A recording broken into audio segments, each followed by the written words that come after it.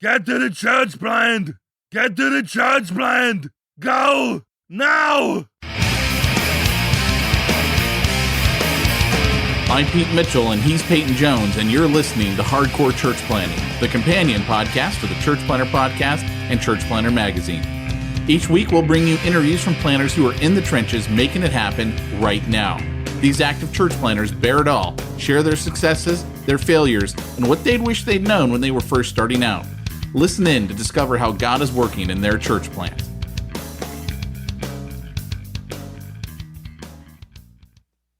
Hey, church planner, here today with an old friend and a guy I knew, way back, who's got a brand new book out. I'm going to let you tell his story, but he is one of the co-hosts of Drunk Ex-Pastors podcast. He and Christian Kingery, if I said that right. Yep. Yeah. And so my guest today is Jason Stellman, and the book that we're going to be talking about today is really a fantastic book. I enjoyed this book immensely. It's called Misfit Faith, Confessions of a Drunk Ex-Pastor. So Jason, welcome on to the show. Thanks, Peyton. Good to talk to you again after so long, man. It has been long. You know, we knew each other. This is funny because we were in Huntington Beach. And, I remember you had long blonde hair. You were the, it's funny now because we're both bald. I had long hair. Yeah. And, you know, we both look like someone out of the Red Hot Chili Peppers. And then, I remember you were teaching a Bible study on Marina High School campus. And I went along and I was thinking, hey, I got kids in the youth group where I was a youth pastor. And I thought, man, I'll go over there. And I remember talking to you, and at that time, I think you were dating a girl from Australia or something, and you were like, hey man, I'm taking off. I don't remember if that was off to Hungary or whatever, but yeah, it was off to Hungary. Yeah. And I kind of took over that little group there, and, you kind of, you know, laid the mantle upon me of high school lunchtime ministry. And, you know, I well, it was funny too. I don't know if you remember this, but you were standing out by my truck, and you looked inside my truck and you saw the book I was reading, which was a second volume of a biography of Martin Lloyd-Jones, and you're like, dude, I'm reading that same book. And I said, oh, no way. Like, what are the chances? And you asked me what part I was on, and we were like literally within a few pages of one another and where we were at in the book. And it's a massive volume. Yeah. So it was like, from that moment, it was like, dude, we're connected in some way right now. It was a trip. Absolutely. And that, you know, that kind of went on over the years. So I want to just, ask you, and this is going to be an interesting, question, because we normally start off and we say, how'd you come to faith? And you go into your book, but guys, I got to say, not only are we connected, but Jason's writing style is very much, I'm reading Big Lebowski in here. I'm reading Star Wars. I'm reading Bono, and I'm going, you complete me. This is like a Jerry Maguire, but you know, obviously when we say that, we react like Batman Lego does to, I don't know if you saw that movie, but I did. He watches that movie and laughs hysterically when that line is said. So I mean it like that. I don't mean it in the weird way, but the writing style is fantastic. So, you know, I know you've got that in the book, which is very important to what you're getting across in Misfit Faith. But, go ahead and tell us a little bit of your journey. And it is a fascinating journey. So we want to sit with you here and buckle our seatbelt and go through all those twists and turns with you. Yeah. Well, I was born in Huntington Beach and grew up in Orange County. Kind of a nominally Christian home, I guess. We go to church a couple times a year, but nothing serious. And I started going to Calvary Chapel in Costa Mesa, which is the main Calvary Chapel in that, you know, kind of network of churches when I was in high school. And that's when my faith really kind of took off. You know, I'd been baptized when I was 12, but it didn't really take, you know. But when I started going to Calvary, I got really serious about everything, and you know, was kind of immediately this sort of leader guy on the campus, and eventually right after graduation went to Africa as a missionary with two friends for a year and came back. and I worked on staff at the church for a little while before, and that's when I met you. And then took off to go to Hungary as a missionary with Calvary in '94, where I lived until 2000. And the reason I came back is because I had become a Calvinist a few years earlier, and that's like the unpardonable sin in Calvary. Sorry, that was the Family Guy reaction to. Yeah, so I moved home to the U.S. in 2000 and went to seminary in Westminster Seminary in San Diego, where I graduated in '04. And that's when I moved up to the Seattle area where I now live to plant Exile Presbyterian Church. And I was pastoring Exile happily, never had a thought in my head of doing anything else. But in 2008, I stumbled across an article about sola scriptura, the idea that Scripture alone is our sole source of special revelation. And it was written by a guy who used to be a Presbyterian and who's now a Catholic. And he was critiquing that idea. And it, at the time, I was very much not okay with loose ends anywhere in my thinking, anywhere in my theology. Everything had to be buttoned up tight and tucked in and perfect. And so it really bothered me, that I couldn't answer this guy's challenges to the idea of Scripture being our only authority. And that one thing led to another, and 4 years of wrestling with Catholic stuff from 2008 to 2012. I literally did nothing else but wrestle through issues concerning the Bible and the church and authority and justification and faith and works and all this stuff. And I finally couldn't. I lost. I fought and lost that battle. And so in 2012, I stepped down from my ministry and became Catholic that year. And, what's funny, and this gets into the book, is that, I thought that I would just be a Catholic version of my old Protestant self. I thought I'd just be this apologist for Rome and kind of, do in a Catholic context something similar to what I had done before as a pastor. But what I noticed was that, journey, like entering into that Catholic context was just like the beginning, not the end of this journey. Because I've noticed in my own life, and I share about this a lot in the book, I lost that sort of bloodlust, for theological debate. I lost that desire to prove myself right and prove others wrong and defend my views against those who would oppose them. Like all that stuff that drove me as a Protestant just melted away. It was weird. It just left. And I literally didn't care and still don't care anymore if people like what I'm saying, or if they agree, or if they have objections. I don't feel like I just need to run around answering them all the time.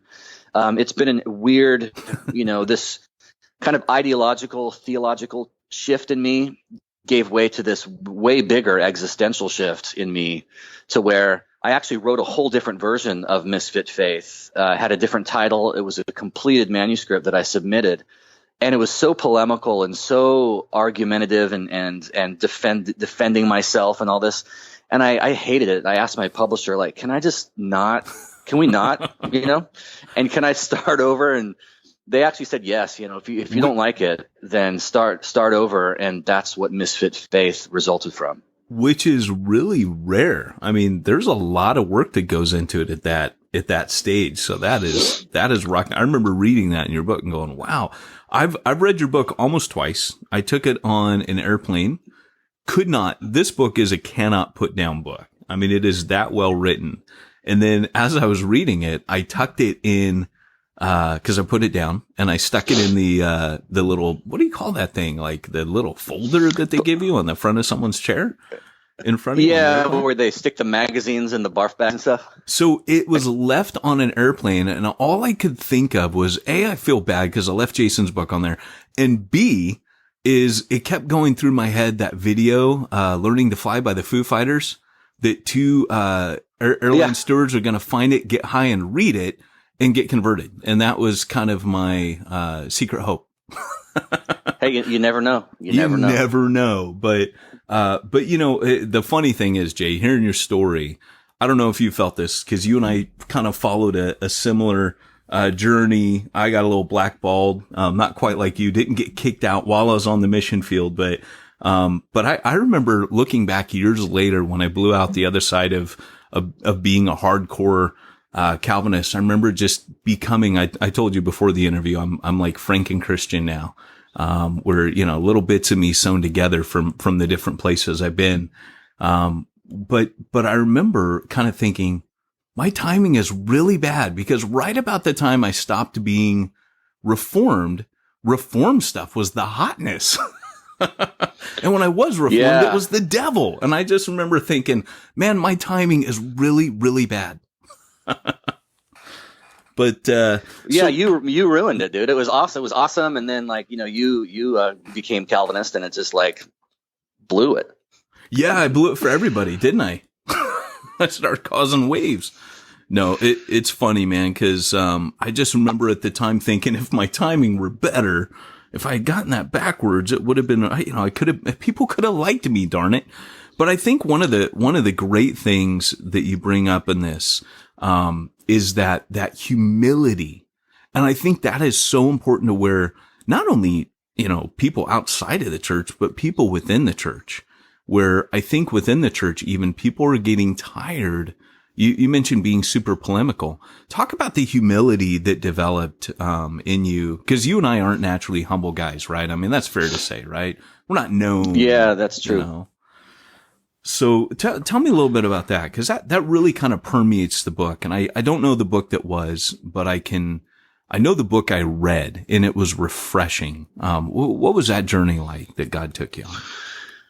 Yeah, well, I mean, I think that there's a powerful sense in which the sort of self-understanding of your church, your denomination, your group that you're affiliated with is going to affect your own self-identity as an individual.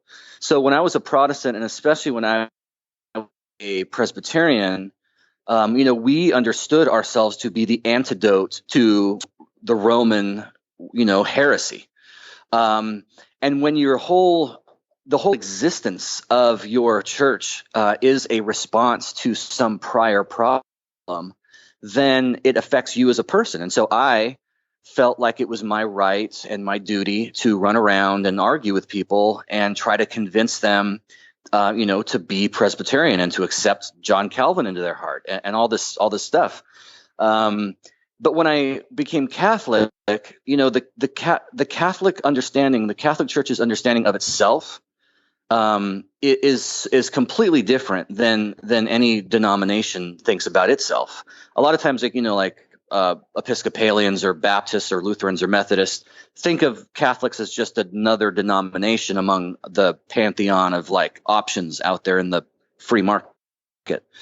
But the Catholic Church kind of doesn't look at itself that way at all. It doesn't look at itself as needing an enemy or a foil to justify its own existence. It's more like we've just always been here, and we're always going to be here. And if all of our enemies somehow disappear tomorrow, it's not going to change anything. Because they don't exist. They don't see themselves as existing to fix some prior problem. And so kind of that sort of started to seep into me, kind of got baked into my bones a little bit. And when it did, it sort of took away the urgency that I used to feel to make sure all of my doctrinal T's were crossed and I's dotted, And I talk about in the book, there's kind of like this audacious and ironic humility, because the claim of the Catholic Church, and trust me, I'm not a good Catholic. We were talking about this before we went on the air. It's like I suck at being Catholic, and I'm okay with that. Sometimes I think the best kind of Catholic is the bad kind. But the claim of the church is so audacious, that we're just the church that's always been here. And the denominations are things that broke off from us at some point. And they come and go, but we're just always going to be here because the gates of hell won't prevail against the church. It's a very audacious claim, Yeah. But it actually ironically produced, at least in me, a humility that I'm still growing and I'm still trying to learn, but it definitely produced a tolerance for everyone else, because I wasn't very tolerant before. And being Catholic, oddly, has made me just perfectly okay with other people having different perspectives and other people seeing things differently, perhaps other people thinking that I'm wrong.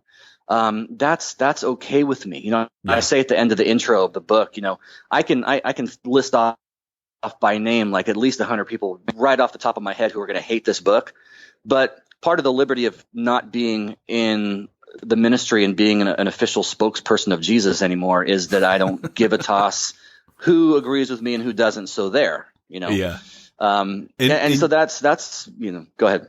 No, I was just going to say, and you were very much, your role within the presbytery was kind of like the theology police, you were almost, I don't know if there's a word for it, but was it like a prosecutor? If someone went far off of the reform soteriology, you went and got him, you're a bit of a bulldog, and you're also, I will say this on your behalf. Yeah, I'm not proud of that. But I think what's interesting is that to watch your shift, and it's not, you're an intelligent dude. Like, it's not like you're just, you're just as easily, you're a critical thinker. Anyone who listens to drunk ex-pastors, I listen to that and I think I could not keep up with you two in a room in conversation. You guys you're intelligent. And now if the only thing I knew of you was the video of people tripping over the step in Barcelona. One of my favorite YouTube clips ever, I have to say, but you need to Google that. How do they find that, Jason? I think if you go on YouTube and type in Barcelona trips, maybe that'll help you find it. Christian and I were sitting out in this plaza in Barcelona like a few years ago, and there's this little step, and everyone who would walk into the plaza would not know it's there, and so they'd step down and like flip out and like, oh, and they'll almost fall.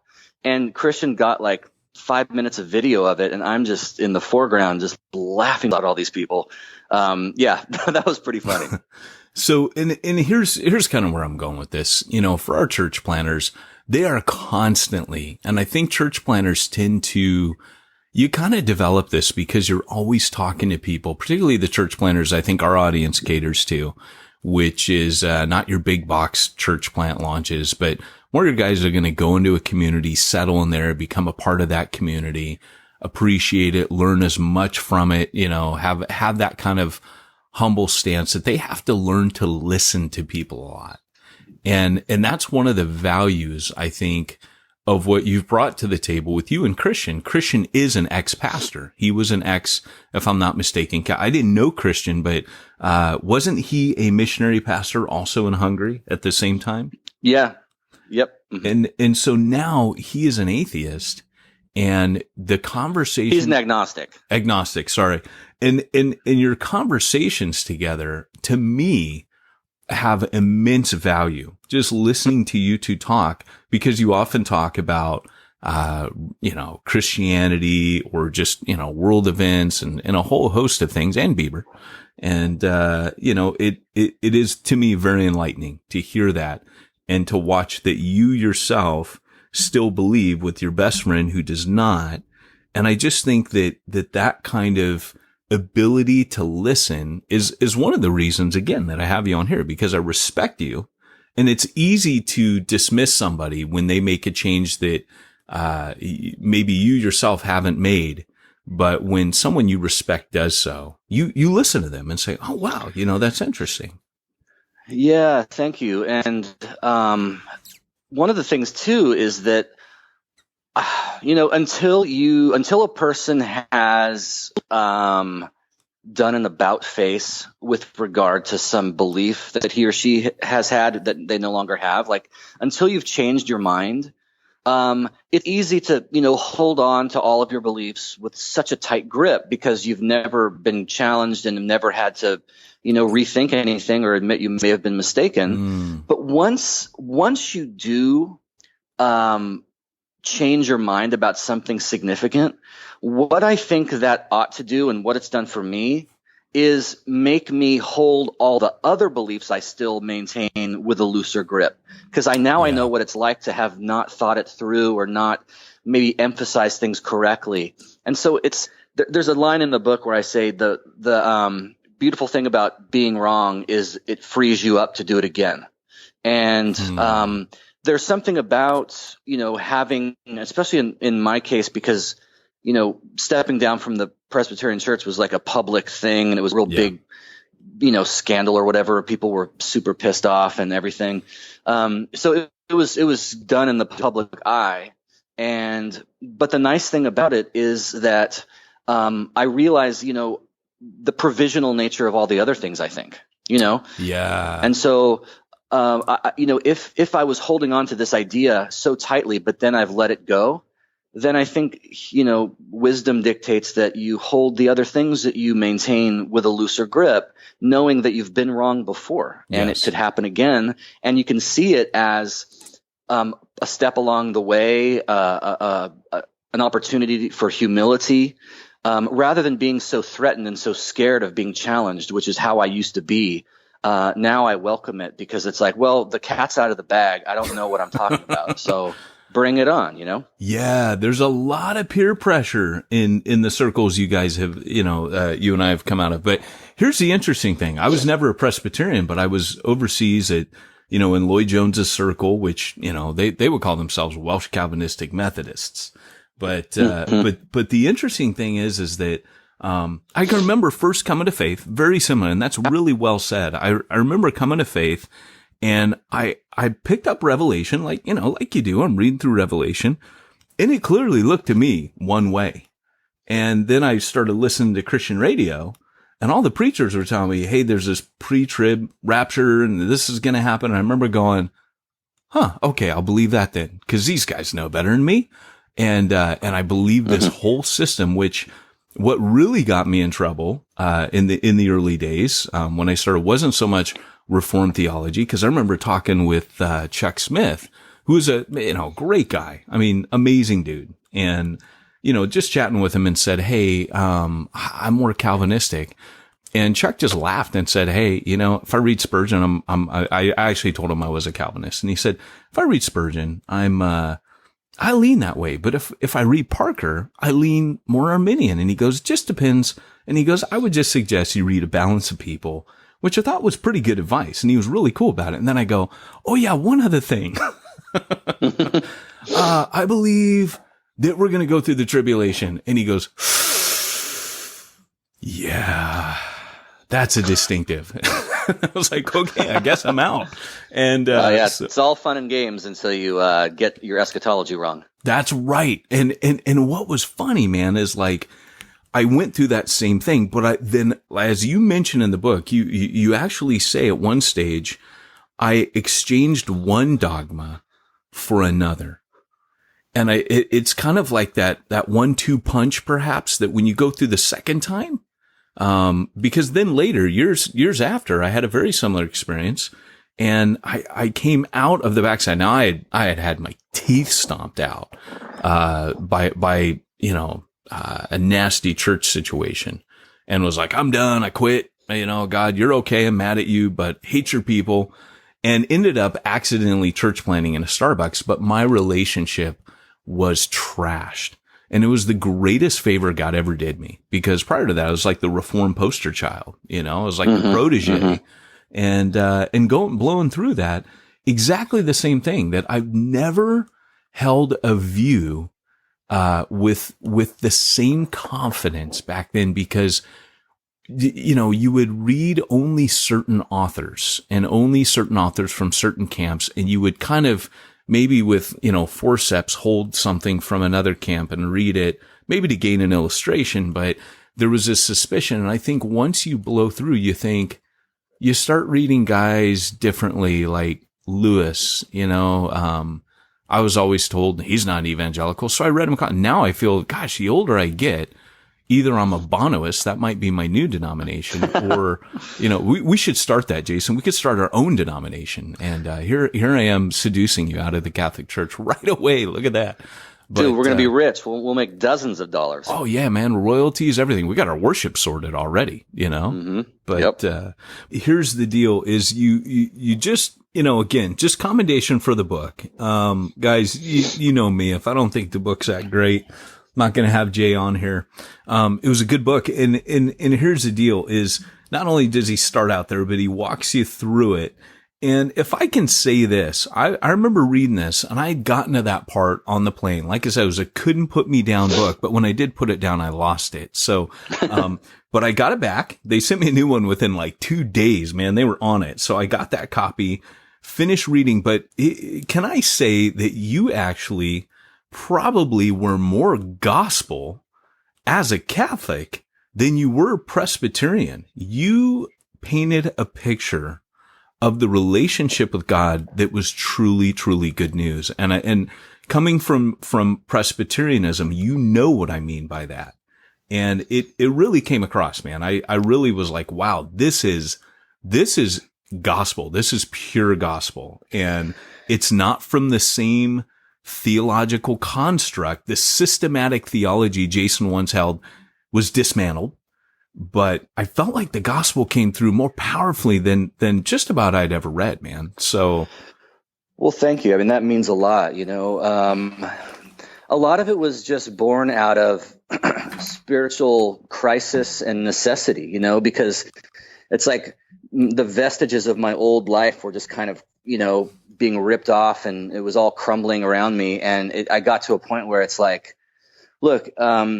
It just has to be about grace. And if it's not about grace, then I'm screwed and there's no point. And so I am just going to, you know, think from this perspective of self-preservation. Like God just has to be this way. You know, he just has to be.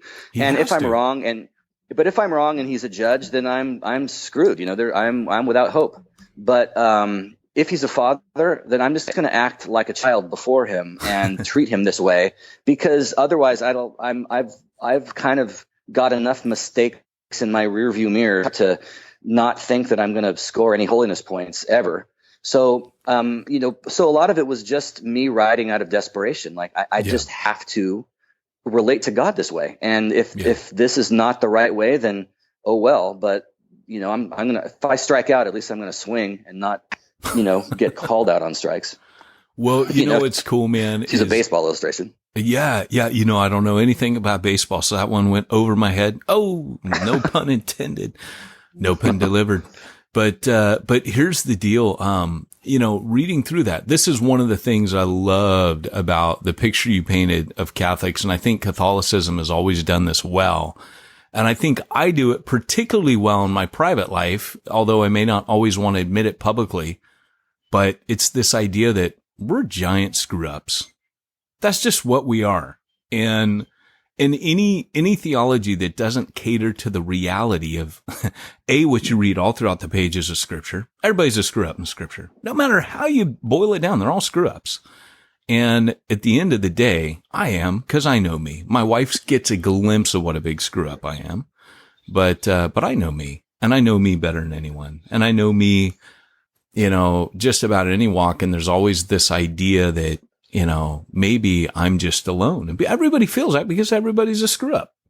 And, and you really bring that. And I think what's refreshing about Catholicism is they're just really open about it.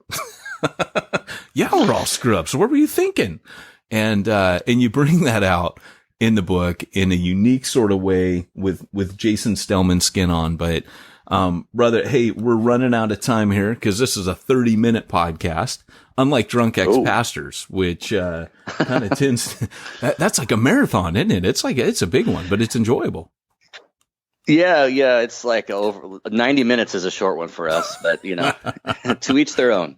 Well, you know what? This is the deal, man. I have a long one. We do 30 minutes of banter called Smack Talk. And, it gets long sometimes. So I relate. And when I got someone else on here, it's fun to do. But, you know, sometimes we get boring guests. There's just no way, you know, if you get past 30, you were good. And you're at 35 right now. But, you know, some guys, you know, Nice. it's like 23. We got to shut it down, man. That's, but, hey, before we do this, the book, is Misfit Faith, Confessions of a Drunk Ex-Pastor. Jason has a podcast called Drunk Ex-Pastors. And is there anywhere else that you would want to send people, Jay, today to check anything out? Yeah, you can also find me on the web at jasonstelman.com. And there's information there both about the book as well as I do mentoring, personal mentoring, specializing in spiritual issues and crisis and also relationships and all of that. And so there's info there about that, as well as if you want to book me to speak, if you've got a group and you're doing a retreat or a conference or whatever you're doing, there's information at jasonstelman.com about booking me to speak as well. I'd love to come out and share. Just give me a topic and a ticket and I'll be there. Excellent. Excellent. All right. And, Jason, we always ask this question at the end of every podcast, and it is, we have to change it up every time, but it's the one that probably our guests really wait for. And it is, and that's my train.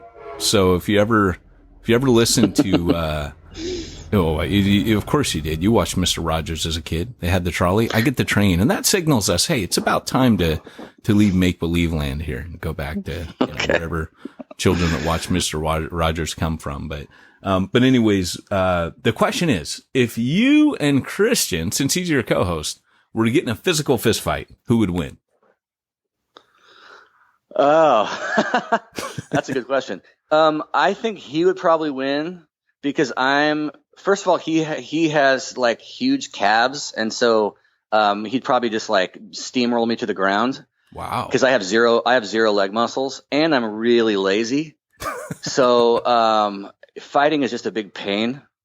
So he would probably win for that reason. Even though I'm a bit taller, and I think I might be a bit stronger, but I'm also super lazy. So it's coin toss, man. I don't know. Yeah, no, because then you're like, I don't know, man. Do I want to go up against those legs or just take it? It's like softballs that he has underneath his leg skin. So it's ridiculous. he's like a lower end Popeye. He doesn't have it in the forearms, but his lower legs, Yeah. That's cool. It's crazy. I've never thought about that. So he's kind of like, he's not pear-shaped, but he's like kind of Popeye pear-shaped.